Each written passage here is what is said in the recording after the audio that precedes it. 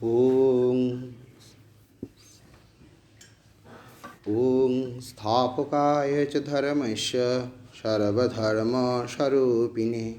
अवतारवरिष्ठाय रामकृष्णाय ते नमः।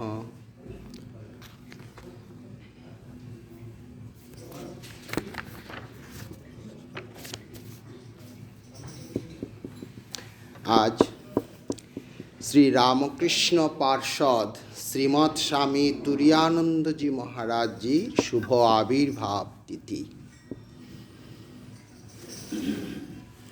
সেই উপলক্ষে মহারাজের জীবন ও বাণী সংক্ষিপ্তভাবে আলোচনা করব। 1902 খ্রিস্টাব্দ আমেরিকা থেকে স্বামী তুরানন্দ জি মহারাজ ফিরার পথে রেঙ্গুনে জাহাজে আসেন। সংবাদ পেলেন স্বামী বিবেকানন্দ দেহত্যাগ করেছেন। 4 জুলাই ফেব্রুয়ারি 1902 খ্রিস্টাব্দ। স্বামী তুরানন্দজি মহারাজ ভেঙে পড়লেন এবং নিজের বিদেশি পোশাক ও হাতের ঘড়ি সমুদ্রের জলে ফেলে দিয়ে বললেন, বাকি জীবন সাধন ভজন করে কাটিয়ে দিব, আর বিদেশে যাব না। তাই 1902 খ্রিস্টাব্দ থেকে 1922 খ্রিস্টাব্দের 21 জুলাই পর্যন্ত তিনি শুধু সাধু ব্রহ্মচারীদিগকে চিঠিপত্র ও উপদেশ দিয়ে জীবন কাটিয়ে দিয়েছিলেন। সেই উপদেশ থেকে আমরা পাই স্পিরিচুয়াল ট্রেজার্স, লেটার্স অফ স্বামী তুরানন্দ।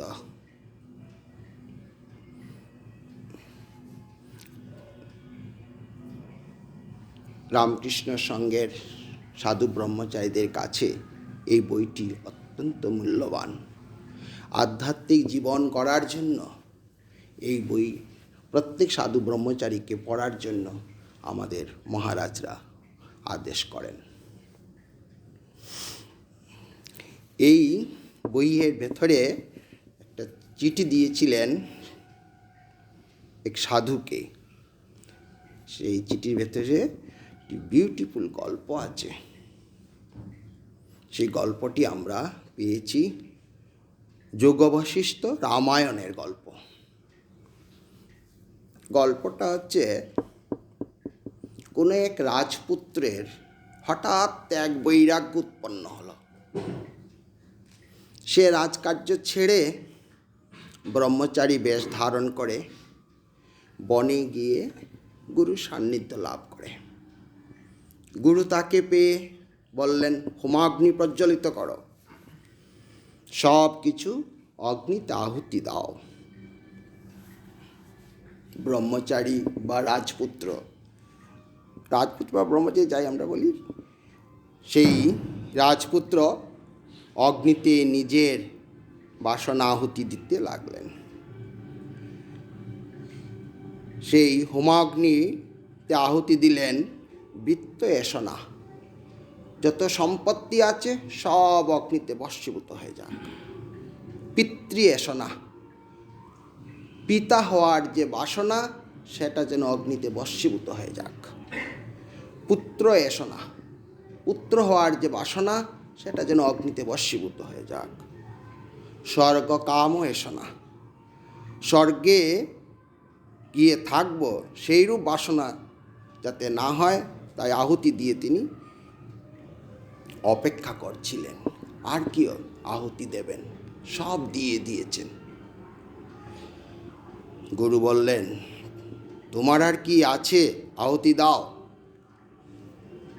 সেই ব্রহ্মচারী তৎক্ষণাৎই ভাবল, আমার পরিধানের বস্ত্র আর বসার আসন আর কমণ্ডলু ছাড়া আর আমার তো কিছু নেই, তাহলে আমি এইগুলো আহুতি দিয়ে দিই। তিনি এইগুলি আহুতি দিলেন। গুরু আবার তাকে জিজ্ঞাসা করলেন, আর কি আছে? সেই ব্রহ্মচারী বা রাজকুমার চিন্তা করতে শুরু করলেন, আর কি আছে? আমার শরীর ছাড়া তার কিছুই নেই। তাহলে তিনি হোমাগ্নিতে সেই শরীর দেবার জন্য তৈরি হলেন। তখনই গুরু তাকে মানা করলেন, এ শরীর তোমার নয়, এ শরীর পিতামাতা। আর কি আছে ভেবে দেখো। তখন সেই রাজপুত্র বা ব্রহ্মচারী অবাক হয়ে গুরুর পানে চেয়ে আছেন। আর তো কিছু নেই। তখন গুরু বললেন, ষড়রিপুর দ্বারা তৈরি তোমার অহংকার, ইগো, এই অহং বা ইগোকে অগ্নিতে আহুতি দাও। শিষ্য আনন্দের সহিত সেই আহুতি দিয়ে, পুণ্যাহুতি দিয়ে হোমকর্ম সম্পূর্ণ করলেন। শিষ্য এই হোমকার্যের সম্পূর্ণ করার পর গুরুর কাছ থেকে একটি কৌপিন পেয়ে আনন্দে গাছের নিচে বসে বিশ্রাম করছিলেন। তখন শেষ রাত্রি। শিষ্য সেই গাছের নিচে আকাশ পানে চেয়ে আনন্দে ভাবছিলেন, আজ আমি ধন্য, সমস্ত কিছু ত্যাগ করতে পেরেছি। আমি আজ শরীর নই, আমি আজ মানুষ নই। যেই এই ভাব নিয়ে ভাবছেন, তাহলে আমি কি? শরীর নই, মানুষ নই, বুদ্ধি নই, অহংকার নেই, কিচ্ছু নেই। আমি তাহলে কি? তাহলে আমি অহম ব্রহ্মাস্মি। এতদিন পরে সেই রাজপুত্রের বা ব্রহ্মচারীর মনের আশা পূর্তি হলো। অহং ব্রহ্মাস্মি। আমাদের মনুষ্য শরীরের স্বরূপ হচ্ছে অহম ব্রহ্মাস্মি। আমাদের প্রত্যেকের স্বরূপ, আজ নয় কাল, আমাদের সেই স্বরূপে পৌঁছাবার জন্য আমরা চেষ্টা করি। এই ব্রহ্মাস্মি, এই ব্রহ্মাস্মি আর এই শরীর আমরা বেদান্ত সারে পাই। একটু বেদান্ত সারে একটু কথা না বললে স্বামী তুরীয়ানন্দজি মহারাজের জীবন আমরা ভালো করে বুঝতে পারবো না।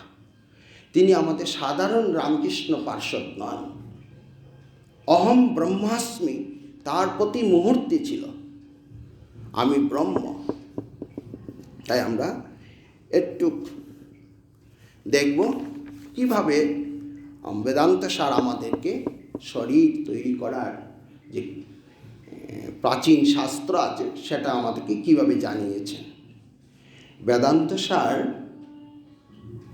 পঞ্চীকরণের তন্মাত্রা সহায়ে শরীর উৎপন্ন হয় সেটা বলেছেন। আর সেই শরীর যে উৎপন্ন হয় সেটা কি শরীর হবে? জীবন মুক্তি সুখ প্রাপ্তি লাভের শরীর উৎপন্ন হয়। আমাদের যে শরীর সেটা অন্য কোনো বাসনার জন্য উৎপন্ন হয় না। আমাদের শরীর উৎপন্ন হয় জীবন মুক্তি সুখ প্রাপ্তি।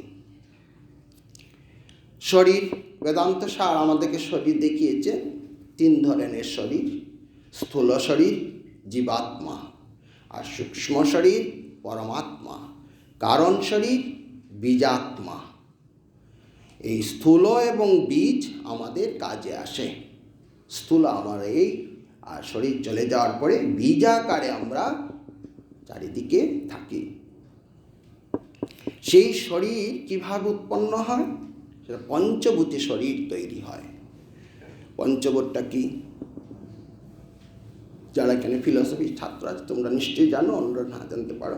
পঞ্চভূত হচ্ছে আকাশ, মাটি, তেজ, জল, বায়ু।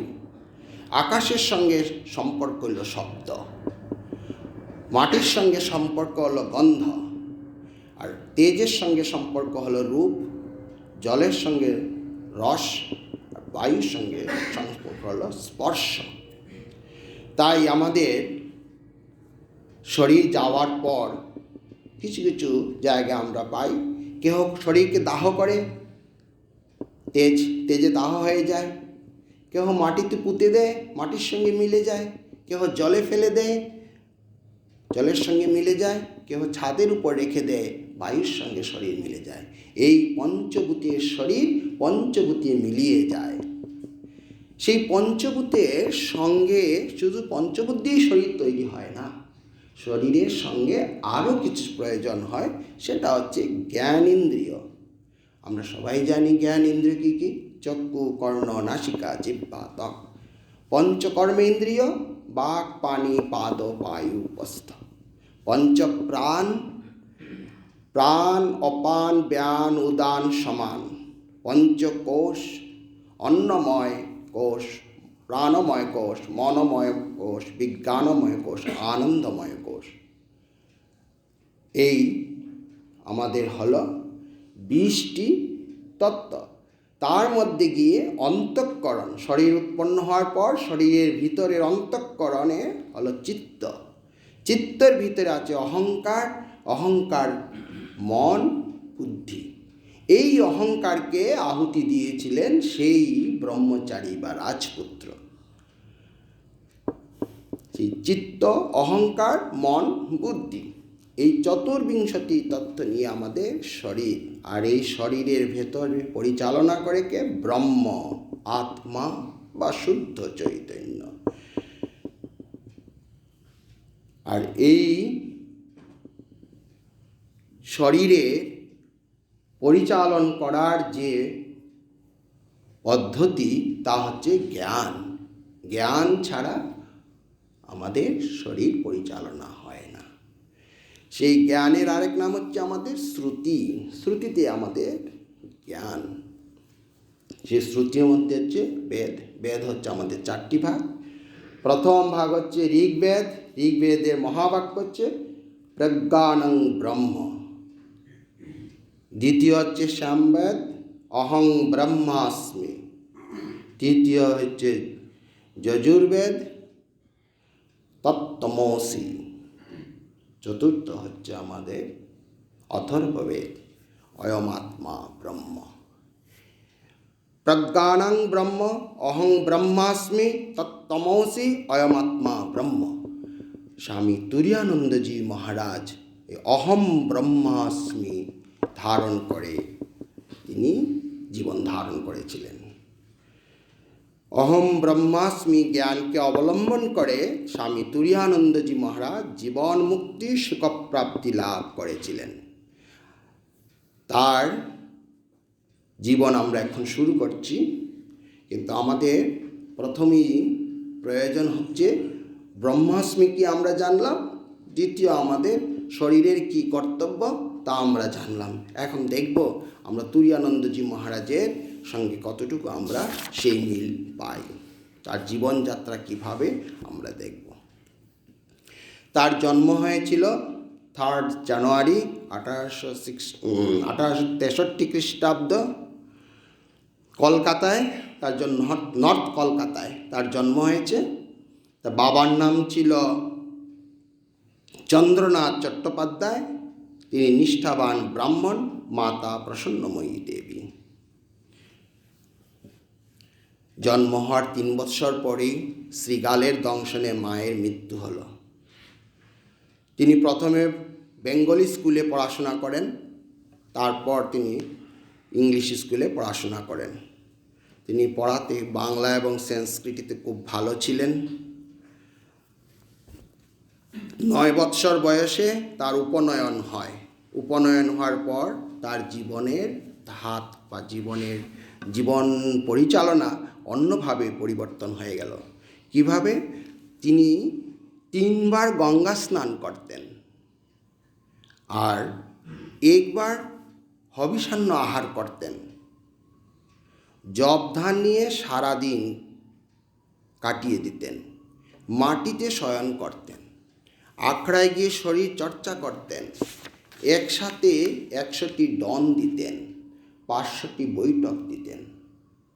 গীতা, চণ্ডী, বিবেক চূড়ামণি, উপনিষদ তার কণ্ঠস্থ ছিল।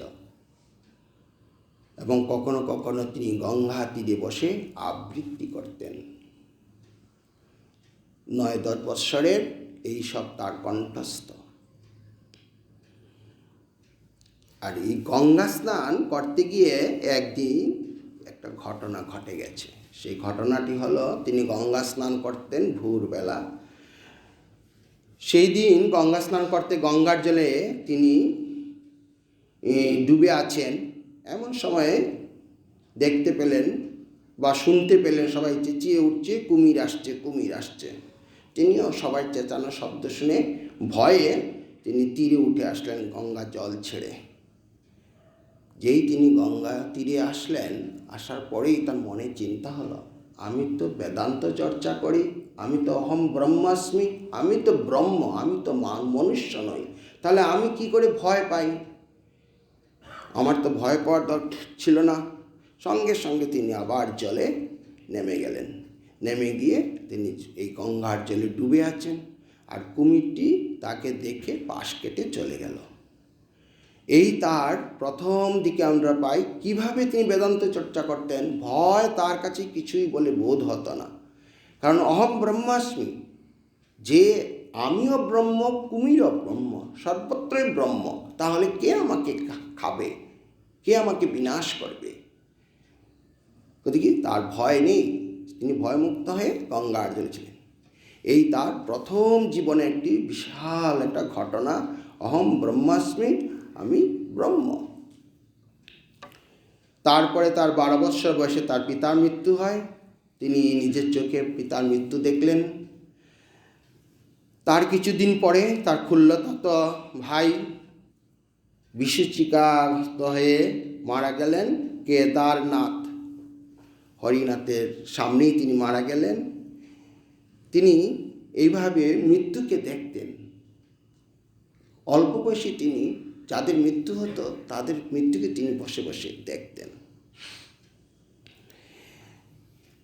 এই দেখার পরে তার জীবনের মধ্যে বৈরাগ্য এবং বিবেক উৎপন্ন হলো। জীবন যে নশ্বর, জীবনের যে কোথাও দাম নেই, তাই তিনি বৈরাগ্য উৎপন্ন হয়ে তিনি রামকৃষ্ণের সান্নিধ্যে আসলেন। 1880 খ্রিস্টাব্দ তিনি দক্ষিণেশ্বরে ঠাকুরের কাছে যাতায়াত শুরু করলেন। ঠাকুর এইরূপ ছেলে পেয়ে খুব আনন্দ, তিনি তাকে শিক্ষা দিতে শুরু করলেন এবং বেদান্ত চর্চা করেন। হরিনাথ জেনে তিনি আরও বেশি আনন্দ হয়েছেন। একদিন তিনি হরিনাথকে ঠাকুর বলছেন, বেদান্ত চর্চার মধ্যে আছে কি? ব্রহ্ম সত্য, জগৎ মিথ্যা, এইটুকুই তো, আর তো কিছু নয়।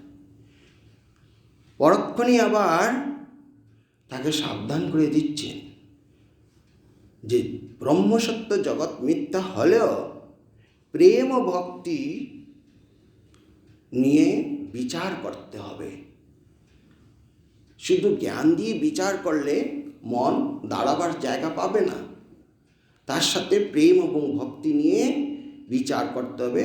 অহম ব্রহ্মাস্মি, ব্রহ্ম সত্য, জগৎ মিথ্যা, এইটা করতে হবে। তারপর তিনি আবার সেই হরিনাথকে শিক্ষা দিলেন, ভক্তরা নিরাকার সাকার দুই লয়, মনের দ্বারা বিচার করে, জগৎকে ছেড়ে বিচার করবার জো নাই।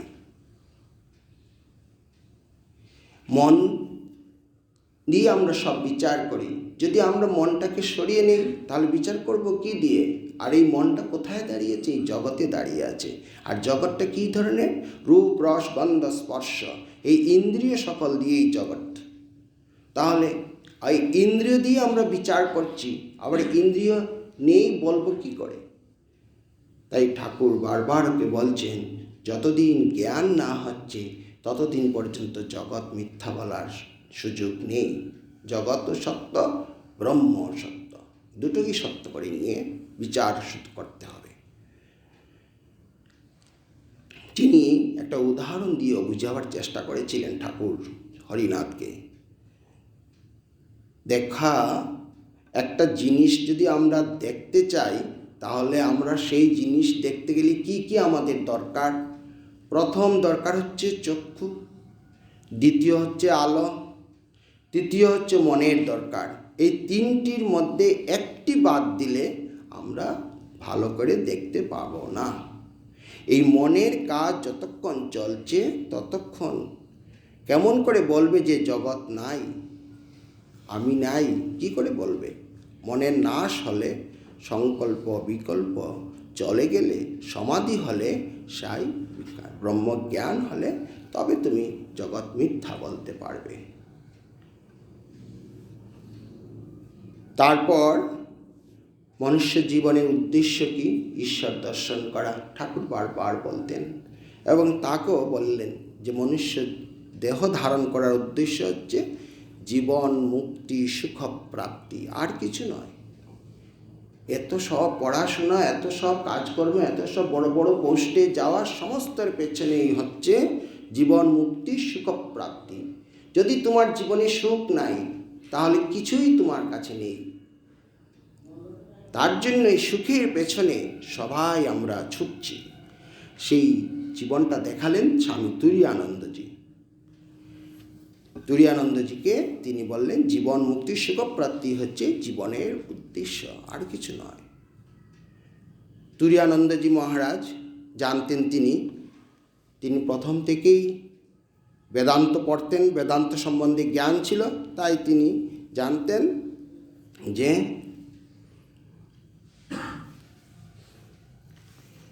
বেদান্ত অনুসারে জীবন যদি না চালানো যায় তাহলে ঈশ্বর দর্শন করা যায় না।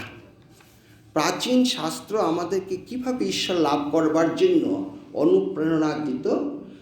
কিভাবে বলতো? অধিকার না হলে ঈশ্বর দর্শন হয় না, আর অধিকার হলে পরে ঈশ্বর ডাকবার তোমার সুযোগ হবে। ঠাকুর কিন্তু ঠিক উল্টা বলতেন ডাকলেই অধিকার হওয়া যাবে, অধিকার হয়ে ডাকতে গেলে আর হবে না। যেমন তিনি ঠাকুর খুব উদাহরণ দিতেন, সমুদ্রের কল্লোল হিল্লোল আছে, তুমি স্নান করতে গেলে ভাবলে এত হিল্লোল কল্লোলের মধ্যে আমি স্নান করতে পারবো না, কমে যাক, সমুদ্রের ঢেউ কমে যাক, তাহলে আমি স্নান করব। কিন্তু সমুদ্রের ঢেউ তো আর কমে না, আর স্নান হয় না। ঠিক সেইরূপ আমাদের প্রাচীন শাস্ত্র আমাদেরকে বলছে অধিকারী না হলে তুমি ভগবান ডাকতে পারো না। যে কবে আমি অধিকার হব সেটা আমি জানি না, আমাকে সাধন করতে হয়। সেই সাধন চতুষ্টয় অভ্যাস করতে হয়। সেই সাধন চতুষ্ট অভ্যাস করতেন হরিনাথ, কারণ তিনি জানতেন যে অহম ব্রহ্মাস্মি। তিনি ঠাকুরকে তখনও পাননি, তার জন্য তিনি অহম ব্রহ্মাস্মি লাভ করবার জন্য সাধন চতুষ্ট তিনি অভ্যাস করতেন। সাধন চতুষ্ট ছোট্ট করে আমি একটু বলেছি, পুরোটা বলতে গেলে এই ক্লাসে হবে না। সাধন চতুষ্টের মধ্যে প্রথম হচ্ছে নিত্য অনিত্য বস্তু বিচার, কোনটা নিত্য কোনটা অনিত্য। দ্বিতীয় হচ্ছে ইহ অমূত্র, ইহ হচ্ছে এই, আর অমূত্র হচ্ছে স্বর্গ, ভোগের প্রতি বৈরাগ্য। সংসার এবং স্বর্গ দুটোই আমি চাই। প্রাচীনকালে রাজাদের কাহিনী পড়লে পাওয়া যায় আমরা দুটোই চাই, স্বর্গও চাই, মর্তও চাই। এই স্বর্গমর্ত ভোগের প্রতি বৈরাগ্য। সমদমাদি 6টি গুণের বিকাশ হওয়া চাই। সম, দম, উপরতি, তিতিক্ষা, সমাধান, শ্রদ্ধা। এই 6টি গুণ তোমার ভিতরে প্রবেশ করতে হবে, তবে না তুমি ঈশ্বর দর্শন বা ঈশ্বরের নাম করার তুমি অধিকারী হলে। আর চতুর্থ হচ্ছে মুক্তির ইচ্ছা। এইগুলো যদি তুমি অভ্যাস করে, সাধন চতুষ্ট অভ্যাস করো, তাহলে এই জীবন মুক্তি সুখ প্রাপ্তি হবে। কিন্তু ঠাকুর বললেন ঈশ্বরের নাম করতে করতে জীবন মুক্তি সুখ প্রাপ্তি হবে। একদিন ঠাকুর হরিনাথকে জিজ্ঞেস করলেন তুই কি চাস? তখন হরিনাথ বললেন আমি নির্বাণ লাভ করতে চাই। বুদ্ধদেবের সেই নির্বাণ, বুদ্ধদেব নির্বাণ দিয়েছিলেন জগতের কাছে, যে নির্বাণই শ্রেষ্ঠ। তিনি নিজে দেখেছিলেন রোগ, প্রথম দেখেছিলেন রোগী, কীভাবে রোগে আক্রান্ত হয়ে মানুষ হয়। দ্বিতীয় দেখেছিলেন জরাগ্রস্ত হলে মানুষ সমস্ত সব হারিয়ে ফেলে তার সৌন্দর্য। তৃতীয় দেখেছিলেন মৃতদেহ। এই 3টা দেখেই তিনি চলে গেছিলেন বনের ভিতরে সাধনা করতে, যে মানুষের এত দুঃখ কষ্ট থেকে রক্ষা করার জন্য তিনি এই সাধন করে তিনি পেয়েছিলেন নির্বাণ। সেই নির্বাণ তিনি জনসাধারণের কাছে দিয়েছিলেন। সেই নির্বাণ চেয়ে বসলেন স্বামী তুরীয়ানন্দজি মহারাজ, হরিনাথ মহারাজ। ঠাকুর শুনে বলেন এ কি রে, নির্বাণকে আদর্শ করেছিস কেন? নির্বাণ অপেক্ষা উচ্চতর অবস্থা আছে এবং লাভ করা যায়।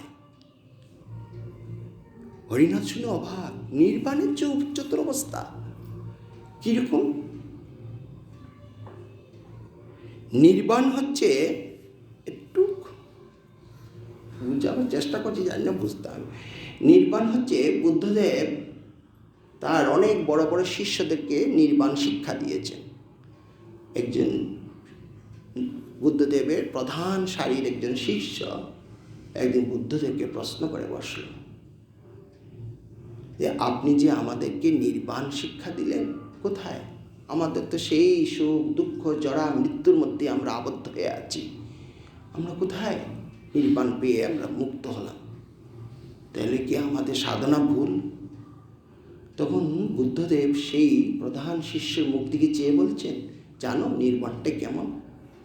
নির্বাণটা হচ্ছে তুমি বনের ভিতর দিয়ে যাচ্ছ, হঠাৎ তোমার শরীরের মধ্যে একটা তীর এসে গিতে ফেলল, তুমি ব্যথায় বেদনায় জর্জরিত হয়ে চিৎকার করে উঠলে। যে এই ব্যথা বেদনা জর্জরিত ভাবটা তোমার একটু কাটলো, সঙ্গে সঙ্গে আরেকটা তীর এসে তোমার শরীরে প্রবেশ করলো। দেখা গেল প্রথম তীরের চেয়ে দ্বিতীয় তীর যখন আমার শরীরে প্রবেশ করলো, তত আমার মনটা চঞ্চল হয়ে ওঠেনি। প্রথম তীর আমাকে অদ্ভুতভাবে চঞ্চল করেছিল, দ্বিতীয় তীর আমাকে ততটুকু চঞ্চল করতে পারেনি। এই হচ্ছে নির্বাণ। আর ঠাকুরের কি হলো? ঠাকুর বললেন শরীর থাকলে রোগ শোক দুঃখ সমস্ত কিছু থাকবে, তার জন্য তুমিও তোলা হও কেন? তুমি থাকো, রূপ নিয়েই থাকো, কিন্তু তুমি সবসময় ঈশ্বরের নাম করো। ঈশ্বরের যদি নাম করো, দেখবে তোমার কিছুই নেই। এই স্বামী তুরীয়ানন্দজি মহারাজের সময় দেবে না, তার শেষ জীবন কিন্তু এইটাই ছিল। ঈশ্বরের নামে বিভোর হয়ে যেতেন, কত ধরনের রোগের যন্ত্রণা তিনি অসহ্য হয়ে যেতেন, পরক্ষণে বলতেন আরে শরীর আলাদা, আমি আলাদা। ঠাকুরের শিক্ষা হচ্ছে তুমি আনন্দের সঙ্গে ভগবানের নাম করো, তুমি অমৃতের পুত্র, তুমি ঈশ্বরের সন্তান, তোমার সুখ দুঃখ একদিকে আর তুমি একদিকে। এইটা ঠাকুরের শিক্ষা ছিল। বললেন কি, হরিনাথকে এই সম্বন্ধে বললেন, যারা নির্বার প্রার্থনা করে তারা হীনবুদ্ধি, ভয় তরাসে। একটা ছোট উদাহরণ দিলেন। উদাহরণটা দিলেন চোর চোর খেলা। যে দৌড়ে খেলে বুড়ি তার উপর খুশি, মা খেলতে ভালোবাসেন, মায়ের কৃপায় এই অবস্থা লাভ করা যায়। এইভাবে তিনি হরিনাথকে বলেন। হরিনাথ একদিন ঠাকুরকে একা পেয়ে জিজ্ঞেস করে বসলেন, মশাই কামটা একেবারে যায় কি করে? ঠাকুর তো শুনে বললেন, কি রে যাবে কেন রে, কাম যাবে কেন রে, মুড় ফিরিয়ে দে না। পুরো তিনি এতদিন ধরে সাধন চতুষ্টয় অভ্যাস করে জানলেন যে কাম দামগুলোকে দমন করতে হবে, আর ঠাকুর বলছেন কি যাবে কি রে, ওর মুডটা ফিরিয়ে দে। মুডটা ফিরিয়ে দেওয়া কিরূপ? স্বামী রামকৃষ্ণানন্দজি মহারাজ একটি গল্প বলতেন, খুব সুন্দর। গল্পটা বলছি, তোমাদের টাইম কি জানি না, পায়ে ব্যথা হচ্ছে বোধহয়। গল্পটা হচ্ছে দিল্লির কাছে এক ফকিরের মোকাম ছিল, খুব প্রসিদ্ধ ফকির, এবং দিল্লি সবাই তাকে শ্রদ্ধা করে। এবং ফকির তার জীবনও সুন্দর, তার প্রতিদিন নমাজ পাঠ করা, তারপরে মোকামে বাতি দেওয়া, এইসব নিয়ে সারাদিন থাকেন। একদিন এই ফকিরের কাম যন্ত্রণা উপস্থিত হলো। এত কামের যন্ত্রণা তিনি উপভোগ করলেন, তিনি আর সেখানে টিকে থাকতে পারছেন না। তিনি দৌড়ে দৌড়ে এসেছেন এক বাইজির বাড়িতে। বাইজি এই ফকিরকে দেখে অবাক, আরে এই ফকির আমার কাছে এসেছেন বলে তাকে খুব সাদর অভ্যর্থনা করে ঘরে বসালো, এবং এই ফকিরের সঙ্গে বাইজি ভগবানের কথা জড়িয়ে দিলেন, আল্লাহর কথা ঈশ্বরের কথা জড়িয়ে দিলেন।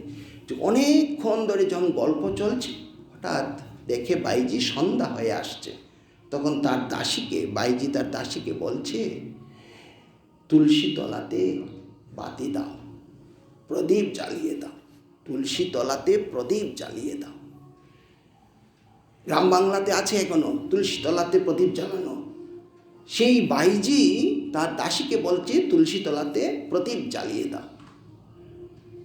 দাসী প্রদীপ যখন জ্বালিয়ে দিল তুলসী তলাতে, সেই ফকির হঠাৎ তার জ্ঞান হলো, এ কি, সন্ধ্যা হয়ে গেছে, আমি এখানে বসে আছি, আমার মোকামে কে বাতি দেবে? বলে সেই বাইজির ঘর থেকে দৌড়ে গিয়ে মোকামে গেছে, সে বাতিটা দিল। বাতি দেওয়ার পরে নমাজ পড়লো। পড়ার পরে চিন্তা হলো, আমি কেন বাইজির কাছে গিয়েছিলাম? তখন তার মনে পড়লো, কামের যন্ত্রণায় আমি বাইজির কাছে গিয়েছিলাম। কিন্তু ঈশ্বরের সৎপ্রসঙ্গে মূল ফিরে গেল। এই হচ্ছে ঠাকুরের শিক্ষা। যত তুমি ঈশ্বরের দিকে এগোবে, ততই তোমার কাম, ক্রোধ, লোভ, মোহ সমস্ত যেন দূরীভূত হয়ে যাবে। ঠাকুর অদ্ভুত এই শিক্ষা দিলেন, যাবে কেন রে, মুড ফিরিয়ে দে না। এই রামকৃষ্ণানন্দজি মহারাজের এই গল্পটা অদ্ভুত, যে কামের ভাব কিভাবে ফকির অস্থির হলো এবং ভগবত প্রসঙ্গে মুডটা ফিরে গেল। এই আমরা দেখলাম তার শিক্ষা। ঠাকুর হরিনাথকে কীভাবে শিক্ষা দিলেন। তারপর 1886 খ্রিস্টাব্দে হরিনাথকে তিনি রুদ্রাক্ষমালা, গেরুয়া কাপড় দিলেন। 1887 খ্রিস্টাব্দে সন্ন্যাস গ্রহণ করলেন। সন্ন্যাস গ্রহণান্তে তার নাম হলো স্বামী তুরীয়ানন্দ। তার তপস্যা, অদ্ভুত তপস্যা, আমরা তপস্যার দিকে যাচ্ছি না। উত্তরাখণ্ড, পুরী, বৃন্দাবন, হরিদ্বার, কাশী প্রভৃতি তিনি তপস্যা করেছেন। তিনি একটা ছোট্ট ঘটনা বললে পরে তার তপস্যার ভাবলো। এখানে তিনি প্রথম যে পেয়েছিলাম আমরা ওনাকে গঙ্গা স্নান করতে, কুমিরের আক্রমণ, এই তপস্যার মধ্যে একটা মজার হয়েছিল। তিনি যখন হরিদ্বার ছিলেন, হরিদ্বার গিয়ে তিনি তপস্যা করছেন। একদিন সন্ধ্যার সময় তিনি তপস্যা করতে যাচ্ছেন। দেখেন, সন্ধ্যার আগে দেখছেন একটি বাঘ তার একজন সাধুকে মুখে করে নিয়ে চলে যাচ্ছে। ওইদিকে উত্তরাখণ্ডের ওইদিকে প্রচুর সাধুরা তপস্যা করত। জঙ্গলের ভিতরে বাঘও আছে, সাধুও আছে। তার দুজনের মধ্যে বেশ ভালো সম্পর্ক থাকে তাদের। কিন্তু এইবার দেখা গেল একটা বাঘ একটা সাধুকে নিয়ে মুখে করে নিয়ে চলে যাচ্ছে। তুরীয়ানন্দজি মহারাজ থমকে দাঁড়ালেন না। তার মানে, আরে ও তো বাঘ, আমি তো ব্রহ্ম, বাঘ বাঘের কাজ করবে, আমি আমার কাজ করব বলে তিনি আবার বাঘের পাশ দিয়ে হেঁটে এসে তপস্যায় বসে গেলেন, ধ্যানে বসে গেলেন। বাঘও চলে গেল, কোনো অসুবিধা নেই। এই হচ্ছে তুরীয়ানন্দজি মহারাজ। এগুলো চূড়ান্ত অবস্থা না হলে, সাধন জীবনের চূড়ান্ত অবস্থা না হলে এইগুলো ধারণা করাই যায় না। গল্পর মতোই গল্প থেকে যায়। ধারণা করতে হলে আমাদের তাদের জীবন ভালো করে অধ্যয়ন করতে হয়, তখন বোঝা যায় যে সত্যি যে সাধনার ফল কি আছে। তারপরে আমরা একটু তাড়াতাড়ি চলে যাই, না হলে অনেকক্ষণ ধরে। আমেরিকাতে তিনি 3 বৎসর কাটালেন। আমেরিকা যে আচারী সন্ন্যাসী অহম ব্রহ্মাস্মি, সেই ব্যক্তি আমেরিকায় কি করে গেলেন? আমেরিকা তো আমাদের ভারতবর্ষের সম্পূর্ণ বিপরীত। স্বামী বিবেকানন্দ বিদেশ থেকে ফিরে এসে হরিভাইয়ের গলা জড়িয়ে ধরে বললেন, হরিভাই, ঠাকুরের কাজের জন্য আমি বুকের রক্ত বিন্দু বিন্দু পাত করে মৃত প্রায় হয়েছি। তোমরা কি আমার এ কার্যে সাহায্য করবে না? কেবল দাঁড়িয়ে দাঁড়িয়ে দেখবে? তখন তুরীয়ানন্দজি রাজি হয়ে গেলেন। গলায় জড়িয়ে ধরে স্বামীজি তাকে চাইলেন। কেন চাইলেন? চাইলেন কেন? চাইলেন এই কারণে। স্বামীজি বলছেন পরবর্তীকালে, আমি তো তোমাদের কাছে, মানে আমি তোমাদের কাছে, আমেরিকানবাসীদের কাছে বক্তৃতাই দিয়েছি। আমি তো তোমাদের কাছে শুধু বক্তৃতাই করেছি। তোমাদের কাছে এমন এক গুরুভাইকে পাঠাবো, যার মধ্যে কি করে আমার বাক্যগুলিকে জীবনে পরিণত করতে হয় তা দেখাবে। তাই তুরীয়ানন্দজিকে তিনি নিয়ে গেছিলেন আমেরিকাতে। আমেরিকাতে স্বামীজি কী করেছিলেন? বেদান্ত প্রচার করেছিলেন। সেই বেদান্ত কীরূপ শুধু মুখে বলে দিয়ে এসেছিলেন, কিন্তু তুরীয়ানন্দকে নিয়ে গেলেন সেটা দেখাতে। আর স্বামী তুরীয়ানন্দজি সেখানে আশ্রম স্থাপন করলেন। স্বামী তুরীয়ানন্দজি আর স্বামীজি আর ভগিনী নিবেদিতা 1900 খ্রিস্টাব্দে তারা আমেরিকায় 1899 খ্রিস্টাব্দে জুন মাসে তারা রওনা দিলেন। স্বামী তুরীয়ানন্দ, স্বামী বিবেকানন্দ আর সিস্টার নিবেদিতা প্রথম লন্ডনে গেলেন, তারপর আমেরিকা গেলেন। যাওয়ার পথে তুরীয়ানন্দজি একটু ভয় পেয়ে একদিন জিজ্ঞেস করছিলেন নিবেদিতাকে, ওইখানে কীভাবে কী করতে হবে। তখন নিবেদিতা একটা ছুরি দিয়ে বললেন, যেদিকে ছুরি বাট আছে সেই দিকটা দেবে জনসাধারণের কাছে, আর যেদিকে ধার আছে সেদিকটা তোমার হাতে রাখবে। যত ভালো জিনিস লোককে দেবে, খারাপ জিনিস তুমি নেবে। এইভাবে তিনি বললেন। তাতে বুঝে ফেললেন তুরীয়ানন্দজি কী করতে হবে বিদেশে তাকে। তাই তিনি তুরীয়ানন্দজি মহারাজ আমেরিকাতে, লন্ডন থেকে তিনি আমেরিকায় চলে আসলেন। আমেরিকাতে তিনি সান ফ্রান্সিসকোতে একটি আশ্রম স্থাপন করলেন। সেই আশ্রমের নাম হচ্ছে শান্তি আশ্রম। শান্তি আশ্রমে একটা ছোট্ট রিপোর্ট পড়ে আমরা আজকের মতো শেষ করতে যাই। শান্তি আশ্রমে ঠিক আমাদের ভারতবর্ষের আশ্রমের মতো তিনি স্থাপন করেছিলেন। পাহাড়ের উপরে, চারিদিকে জঙ্গল, জল নেই, খুব ঠান্ডা জায়গা। সেখানে স্বামী তুরীয়ানন্দজি মহারাজ আশ্রম স্থাপন করেছিলেন। সেখানে 12 না 13 জন তার শিষ্য এবং শিষ্যা ছিলেন। স্বামী তুরীয়ানন্দের অনুপ্রেরণায় শান্তি আশ্রমে সকলে তপস্যা ও অধ্যয়নাদি দিয়ে মগ্ন রইলেন। প্রত্যুষে স্নান করিয়া, শীতকালে অগ্নি প্রজ্বলিত করিয়া, গৃহমধ্যে কিংবা গ্রীষ্মকালে বৃক্ষতলে ধ্যান করি চলিত।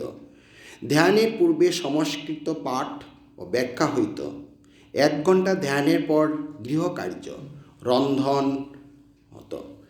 8টা প্রাতরাশ, 10টা থেকে 11টা রাজযোগ পাঠ হতো, ধ্যান হতো। 1টায় মধ্যাহ্ন ভোজন আর 7টায় সান্ধ্য ভোজন, পরে ধ্যান। আশ্রমে শুধু মায়ের কথা, মায়ের চিন্তা হতো এবং আশ্রমের কাজকর্ম চলতো। আশ্রমবাসীর এই সমস্ত কাজকর্ম করতেন। এই আমরা শান্তি আশ্রমের ছোট রিপোর্ট পাই। শান্তি আশ্রম সম্বন্ধে আলোচনা করতে পুরো 1 দিন লাগবে। তার জীবন, সেখান থেকে তারা চলে আসলেন। তুরীয়ানন্দজি মহারাজ আমরা প্রথমেই দেখলাম, তুরীয়ানন্দজি মহারাজ 1900 খ্রিস্টাব্দের তিনি চলে আসলেন স্বামীজির সাথে দেখা করতে। রাস্তায় তিনি স্বামীজির দেহত্যাগের খবর পেলেন এবং এরপরে তিনি সংকল্প করলেন আর কিছু তিনি কর্ম করবেন না, বাকি জীবন তিনি সাধন ভজন করে কাটিয়ে দিলেন। এই সাধন ভজন কাটার পরে তার মৃত্যু একটি অদ্ভুত ঘটনা বা একটা অদ্ভুত আমাদের সাধু সমাজের কাছে। তার সজ্ঞানে, তার কাশিতে সজ্ঞানে তার মৃত্যু হয়েছিল এবং তার শরীরের মধ্যে কোনো প্রকার বিকার উৎপন্ন হয়নি। এই হচ্ছে তুরীয়ানন্দজি মহারাজের জীবন। আমরা তার ছোট্টভাবে তার জীবন আলোচনা করলাম। ওম তৎসৎ। শ্রীরামকৃষ্ণ অর্পণমস্তু।